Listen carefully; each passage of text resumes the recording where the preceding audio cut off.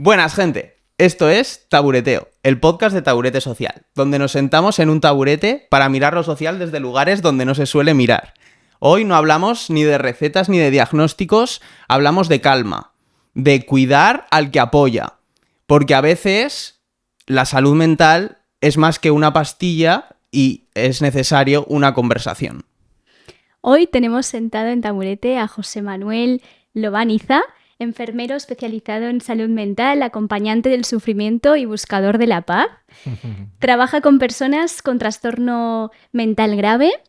Además, colabora con proyectos sobre dignidad, cáncer, celiaquía y se mueve entre el budismo, el mindfulness, ese buscador de paz y de calma. Asimismo, se define como una persona sensible, curioso y en constante crecimiento. Bienvenido, Bienvenido a Taburete. José Manuel, ¿qué tal? Muchas gracias por haberme invitado. Es un placer. Te vamos a poner un poco en tesitura, ¿vale? Como a toda la gente que viene aquí. Nos gustaría que te imaginaras por un momento sentado en mitad de la plaza del pueblo, en un taburete, y que nos dijeras qué verdad, idea o sueño pues te gustaría compartir con la gente. Es muy interesante. Claro, un taburete no es un trono. Exacto. Bueno, pues a mí me parece muy interesante y muy necesario que todo el mundo, todos los seres, incluso además de las personas, encontráramos como la paz interior, como el conocimiento interior, porque eso ayudaría mucho a conocernos, a calmarnos y a construir un mundo mejor. Ahora que están pasando tantas cosas tan terribles, pensamos en Gaza, en las hambrunas, en algunos políticos, y parece que hay como mucha desesperanza. Si no sé quién lo dijo, se atribuye a Buda, pero bueno, si no puedes cambiarte a ti mismo, ¿cómo vas a cambiar el mundo, no? Entonces, ese trabajo interior que tiene que ver también con no aislarse, sino acordarse de los demás. Acabo de leer a Chuk Chang-han, que es un escritor coreano premiado con el premio Princesa de Asturias, que hablaba un poquito de la esperanza precisamente, ¿no? Y hablaba de que solo a través del encuentro en uno mismo de la angustia puede surgir la esperanza, ¿no? Entonces, bueno, eso se me ocurre. Muy bien. Contar en la Interesante. plaza del pueblo. Muchas Muy gracias por interesante. compartir. Tú trabajas con personas que viven el sufrimiento todos los días, que incluso va más allá de la propia teoría de lo que es la salud mental. Parte de la salud mental tenemos el cuerpo, ¿no? Tenemos también lo que es el cansancio, las recaídas. Entonces, ¿y tú aún así sigues ahí? Eso ya es como una forma de resistencia, una manera de ser maravillosa a nuestra manera de ver. ¿Cómo crees que se aprende a acompañar sin intentar arreglar algo? Ujú. Pues es bastante importante el concepto. Desde luego, la función nuestra sería acompañar y eso requiere un supremo respeto por los procesos de los demás. Porque la otra persona es la que toma sus decisiones, tiene sus condicionantes, tiene su enfermedad que no le permite ver claramente, tiene sus patrones repetidos de conducta que provoca que recaigan en todos los niveles, ¿no? Pero solamente cuando la persona es capaz, con herramientas que le puedes ofrecer, pero solo cuando ella toma su decisión de cambio, entonces va a cambiar. Entonces sí, el acompañar al lado o incluso un poquito un paso detrás, pero no por delante, porque por supuesto no somos dioses, no somos súper sabios y entonces no tenemos la varita mágica para solucionar las cosas de los demás. Muy bien. Totalmente. ¿Qué considerarías que te ha podido enseñar la gente a la que cuidas sobre ti mismo? Mm. Pues, pues muchas cosas, mucho sobre humanidad desnuda de imagen y de postureo. Me ha enseñado que el sufrimiento forma parte de la vida y que es una gran enseñanza. Pero vivir en una felicidad intocable es mentira. Entonces, las personas a las que atiendo enseñan mucho sobre eso, también sobre resiliencia y sobre fortaleza en la adversidad, ¿no? Muy bien. ¿Alguna vez has sentido que el silencio cura más que cualquier palabra? El silencio es muy valioso y puede dar miedo.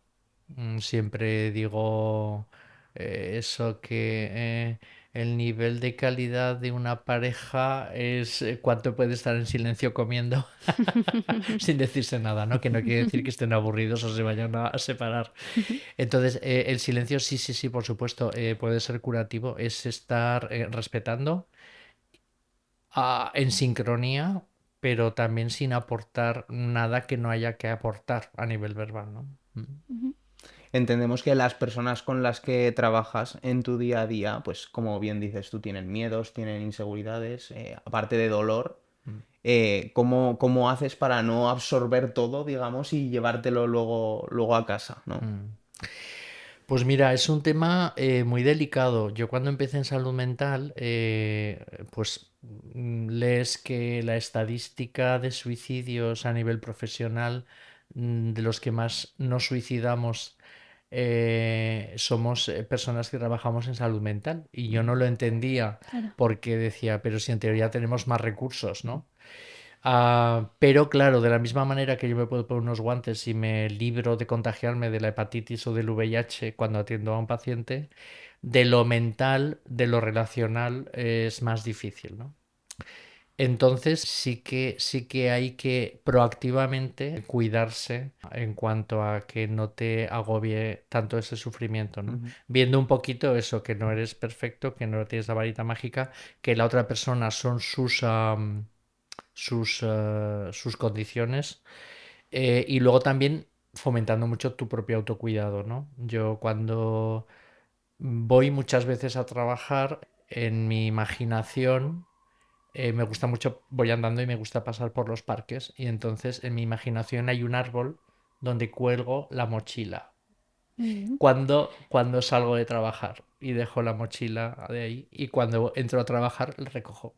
Pues interesante, la muy verdad que es bien. un Muy buena truco, un herramienta. consejo Sí, espectacular, sí, sí, Total. la sí, sí. verdad. Ostras. Mm. Lo tendremos que aplicar. Bueno, cuando hablamos de salud mental, muchas veces pues se nos olvida, digamos, pues hablar del cuerpo, del deseo, o que nos mueve, digamos. Mm. Como si la mente y el cuerpo fuesen dos aplicaciones que estuvieran totalmente o sea, que no estuvieran en sincronía ni totalmente desincronizadas. Entonces, ¿por qué crees que seguimos separando mente, cuerpo, emociones, cuando en la vida real realmente está todo mezclado? Pues sí, por supuesto, el cuerpo es la sede de las emociones, también de la mente, pero en el cuerpo se manifiestan mucho las emociones. Yo creo que por un lado venimos de la cultura dualista cuerpo-espíritu, en la cual se daba más importancia al espíritu-mente y se veía al cuerpo como algo negativo, ¿no? Entonces nos hemos volcado más en esa otra parte. Creo que hay bastante falta de educación emocional, de inteligencia emocional, de manejo de la inteligencia emocional. Yo mismo como profesional, en mis más de 30 años que llevo en salud mental, empiezo cada vez más a valorar el cuerpo como sede de las emociones, pero es verdad que muchas veces no le hacía tanto caso, ¿no?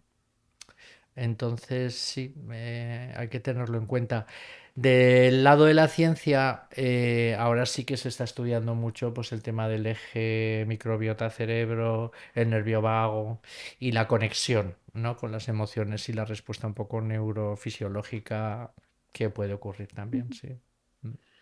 Bueno, antes del podcast hemos estado hablando además y se lo he comentado. Yo, por ejemplo, cuando estoy nervioso, por ejemplo, me ataca el estómago y la verdad que, pues, por ejemplo, pues tengo que ir más veces al baño. Entonces, sí que considero desde muy pequeñito, además, como que mente y cuerpo está como todo en uno. De hecho, es que no lo puedo concebir por separado, porque por lo menos yo, desde mi experiencia, lo siento así, como que todo, o que todo lo que voy cocinando en mi mente o todo lo que pasa por mi mente, al final luego se ve reflejado en mi cuerpo por Y supuesto. bueno, hay que tener cuidado porque... Sí, yo acabo de pasar un proceso oncológico Ujú. y cuando me dieron la noticia de que tenía un tumor, estaba extrañamente positivo. Ujú. Entonces, vale, pesa mucho la cabeza razonar y decir, elijo pensar en positivo, ¿no? Pero hasta eso pensaba, es demasiado y quizás sea insano, ¿no? Y claro, tenía que ver con una desconexión con la emoción Claro, auténtica, claro, ¿no? Ujú. claro. Retomando un poco el tema del trabajo, mm, nos gustaría saber así el gesto más humano Mm, que hayas podido ver tú en tu trabajo, en tus años de experiencia, que son muy ujú, valiosos. mm. Pues mira, se me vienen a la cabeza tres cosas.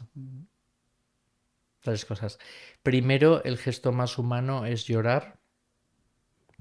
Entonces, llorar, compañeras, compañeros, yo mismo, ante situaciones duras. Mm. Hasta que me establecí en salud mental, he trabajado también de enfermero generalista y he trabajado también en oncología. Entonces, llorar ante la muerte de una paciente pues de 14 años, que además Mm. te estaba diciendo, tengo 14 porque me tengo que morir, ¿no?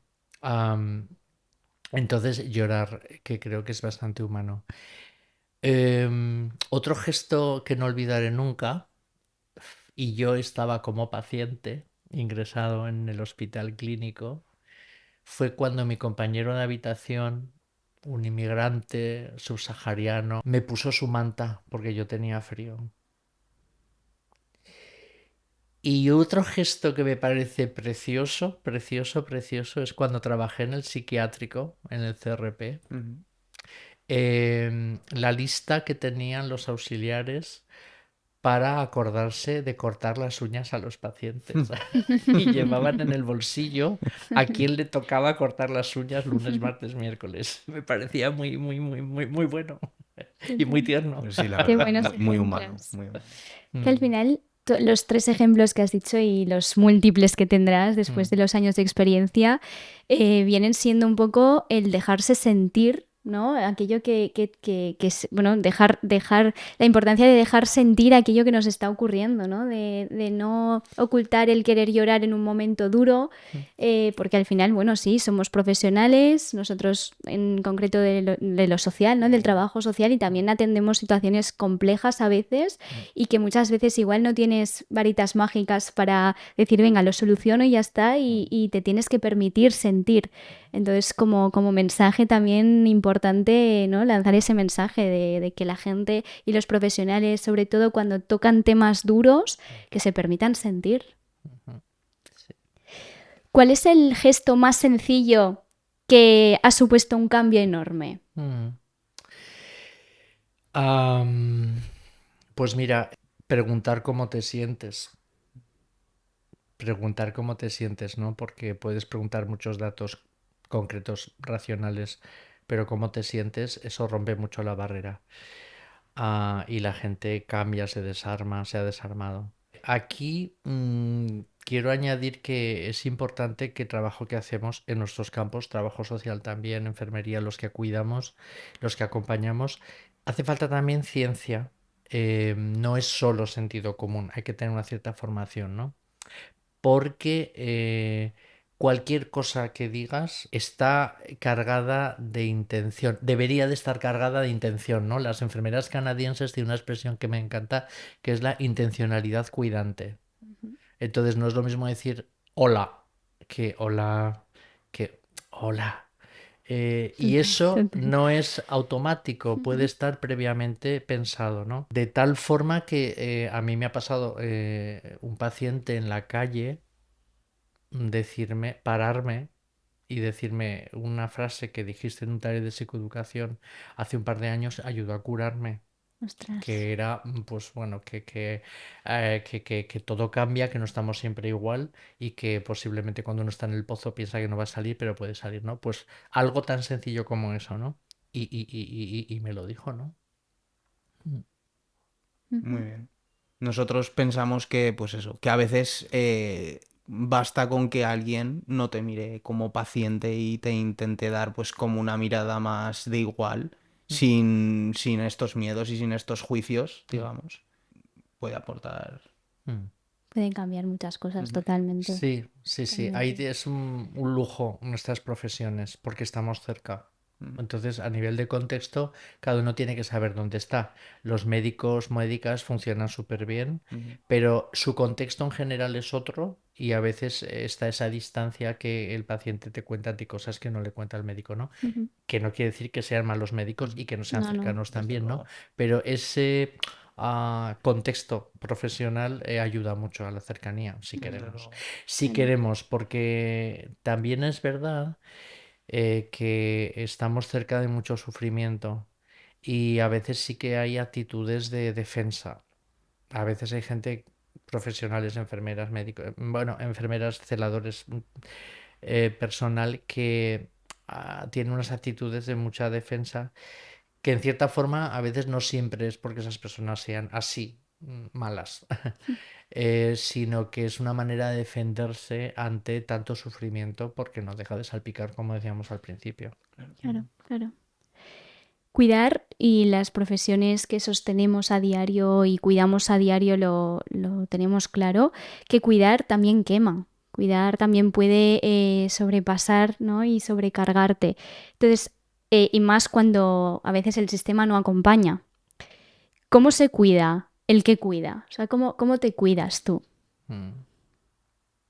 Yo creo que este año, se ha hecho mucho hincapié, sobre todo en las enfermeras catalanas, con el el día de la salud mental y el tema del autocuidado, ¿no? Sí que es importante el autocuidado. Entonces, hay que asegurar proactivamente un autocuidarse que pasa por un estilo de vida saludable, tener ocio, tener aficiones, potenciar tus vínculos. Entonces, esto como una forma de que la vida esté llena y que también prevenga un poquito el quemarse, ¿no?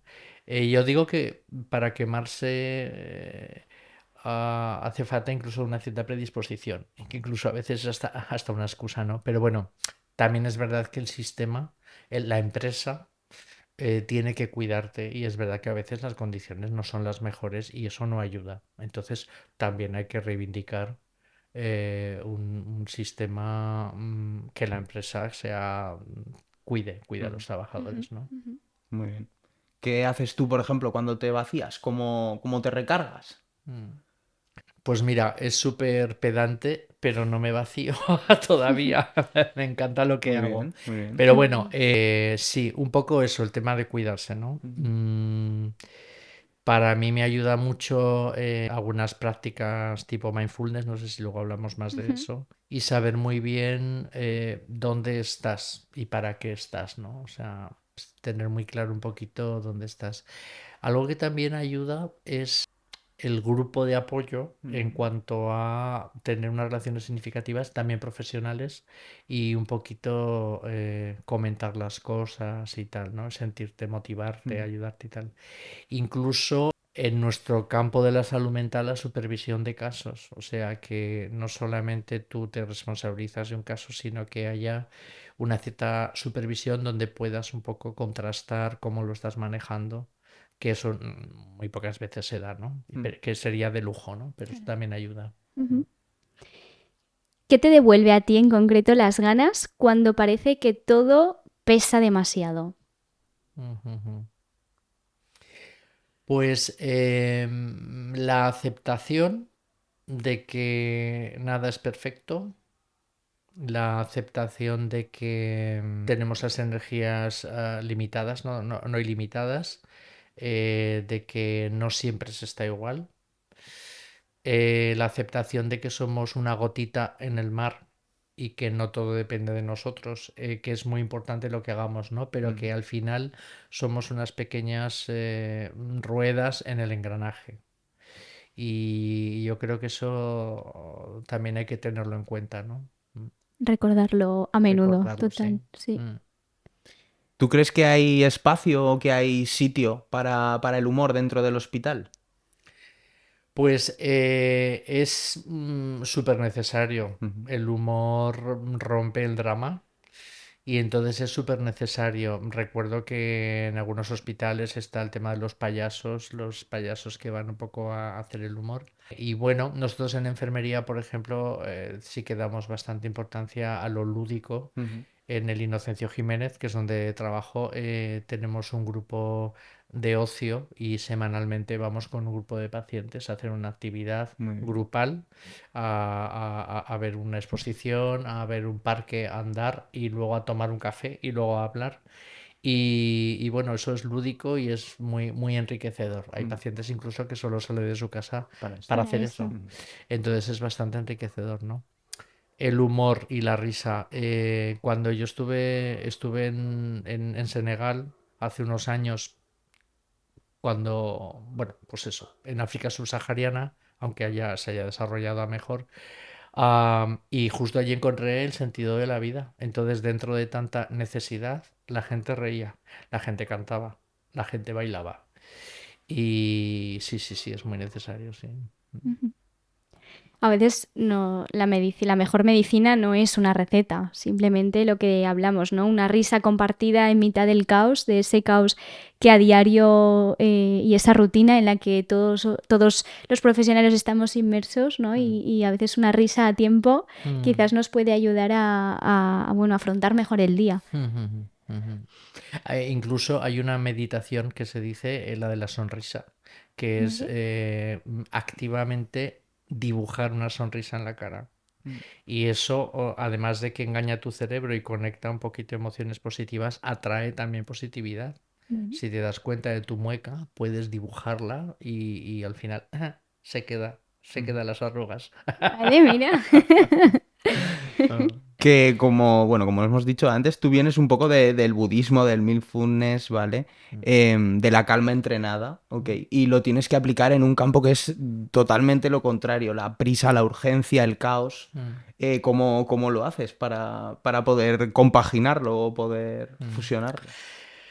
Pues práctica, práctica. Entonces, por un lado, el tema del budismo a mí me trajo muchísimo porque es una filosofía muy rica sobre la mente. Enseña mucho, ha enseñado mucho a las nuevas corrientes, ¿no? Ujú. Al mindfulness y a otras. ¿Por qué? Porque enseña mucho sobre los procesos mentales. Enseña que nada es estable, inmutable y dos son cuatro Ujú. siempre y que muchas veces la percepción es algo subjetivo. Creamos el mundo porque vemos el mundo desde nuestro filtro. Ujú. Y entonces tener conciencia de eso ayuda a relativizar. Esa perspectiva ayuda, ¿no? En cuanto a práctica meditativa o a práctica de relajación, ayuda mucho. Hacemos grupos de meditación de programas de varias semanas y también son como bastante positivos, ¿no? Y luego también la práctica meditativa eh, te da como mucha visión de conjunto. En vez de estar focalizado en algo muy concreto que a veces te hace perder detalles o que incluso equivocarte en las decisiones, Ujú. tienes una visión como más amplia y eso enriquece a la hora de la actividad también, sí. O sea, podemos decir que te ha enseñado la meditación mucho sobre el día a día, sobre el cuidar, ¿no? Sí, de hecho, los lamas dicen que el día a día es el descanso de la meditación. O sea, como que en todo rato estás meditando. Vale. Y de hecho, el progreso de la meditación se mide en que tu vida cambia. Si no, es charlatanería. Entonces hay mucho vendehumos porque hay cosas que están de moda. El mindfulness a veces se explica muy mal, de una manera muy superficial. Desde luego, si hay una práctica, eso te cambia. Y entonces eso lo notas muy poco a poco porque somos de piel muy dura. ¿Hay algo que practicas en tu día a día o que has introducido en tu rutina, un Mm, ritual o lo que mm. sea, ¿vale? No, Que te ayude. a no perder el foco. Que antes nos has contado, Sí. perdón que te corté, Mm. lo de la mochila nos ha Sí, parecido sí, sí, como eso lo hago. chulísimo y sería Sí, como un poco ritual Sí, también. ya. esto es un poco ritual. ¿No? Sí, Sí, Yo, desde yo luego. que casi para aplicármelo en mi sí, día a sí, día. sí, claro, sí, sí, ayuda. Esto sería un poco lo que hace él para separar, Sí, digamos, sí, su vida del trabajo. sí, sí, Sí, Y la verdad que sí. totalmente. sí, y luego, bueno, pues en el trabajo cuidar mucho la actitud, Ujú. que sea una actitud acogedora, cercana, empática, escuchadora. La acogida no verbal también, la mirada, un poco también un poquito así por lo afectivo, ¿no? Eso engancha a quien engancha, porque en la patología mental en concreto hay quien eso no le engancha y eso, bueno, hay que saber usarlo, ¿no? Y luego el convencimiento de la interdependencia, vuelvo a decir, entonces que el que está al lado, enfrente, no es mucho más diferente a mí. Ujú. No es confundir los papeles, cada uno sabe dónde está, pero no tener esa superioridad, ¿no? Y luego hay otras prácticas también de visualización, por ejemplo, ¿no? Prácticas secretas. Muy bien. ¿Qué pasa cuando miras el sufrimiento sin querer huir de él? Pues que te enseña muchísimo, claro. Te enseña mucho y te dice que esta fantasía, la felicidad no existe.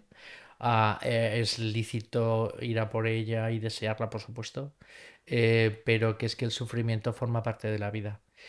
Al sufrimiento de cambiar, el sufrimiento de perder lo que tenemos, todo puede cambiar de la noche al día en un momento. Y luego también diferenciar el dolor del sufrimiento, ¿no? O sea, el dolor sí que es algo que duele, que está más físico, quizás menos evitable o evitable con fármacos.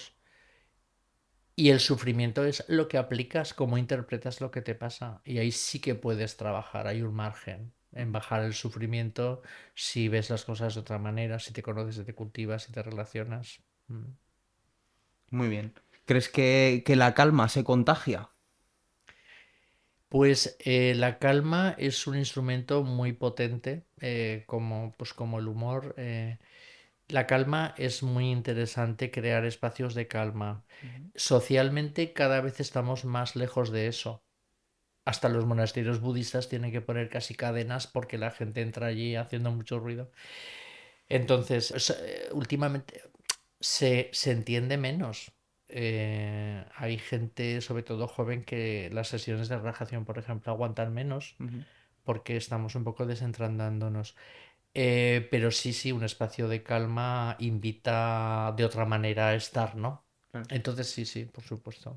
Claro, es que al final vivimos en una sociedad que es todo el rato como muy inmediato todo, ¿no? En las redes sociales es todo muy inmediato, es todo que vivimos como al día, una rutina muy acelerada, entonces es como difícil también Es que encontrar... además está salpicando a los medios de comunicación. Los programas ahora son todos rápidos, fases Exacto. cortas, y me voy de un tema a otro.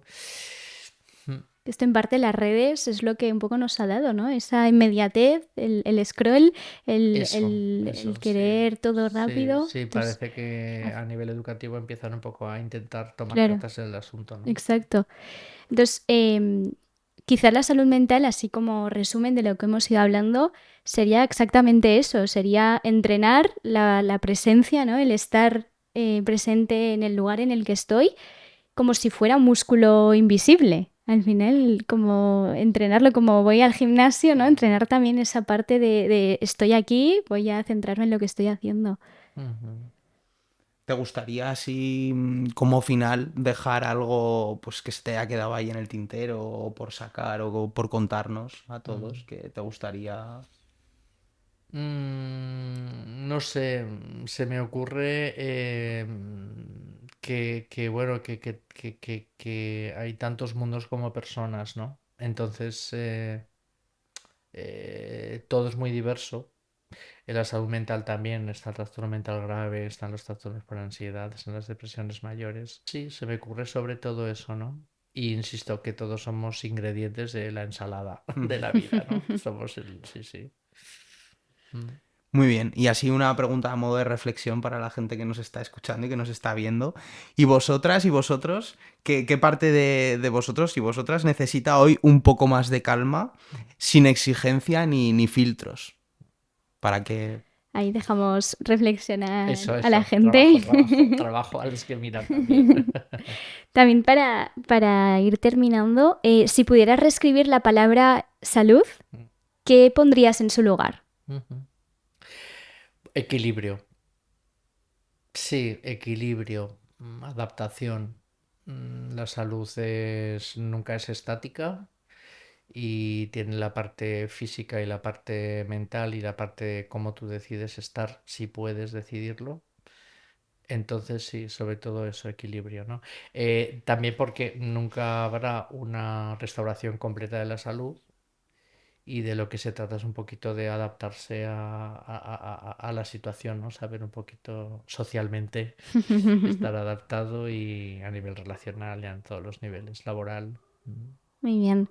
Pues muchísimas gracias, José Manuel, Muchas gracias. por recordarnos que cuidar también es respirar, también es parar a tiempo, mirar, quedarse un ratito más, que la salud no siempre se mide en números, que esto es importante, no solo es la parte teórica, como decíamos antes, a veces se mide también en presencia, en el saber estar en el momento en el que estamos, en el momento presente.